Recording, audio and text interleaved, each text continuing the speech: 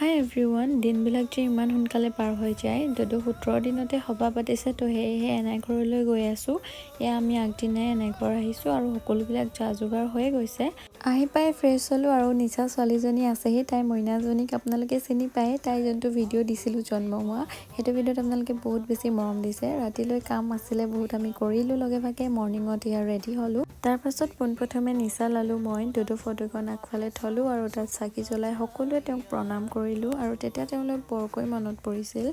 আৰু এইযোৰ হৈছে মোৰ মায়ে বৈ দিয়া মেখেলা চাদৰ, মই সেইযোৰকে পিন্ধিছোঁ।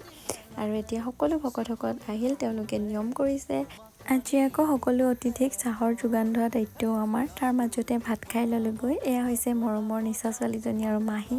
যোনগৰাকীয়ে মিচিকিয়াই ভাত খাই আছে তেওঁৱে মাহী হয় দেই। সন্ধিয়ালৈকে যে আমি চাহৰ যোগাৰতে লাগি আছোঁ জানেনে। আজি আইতাও আহিছিলে, আইতাক আগবঢ়াব আহিলোঁ যোৱাৰ সময়ত। আজিলৈ ইমানেই, বাই।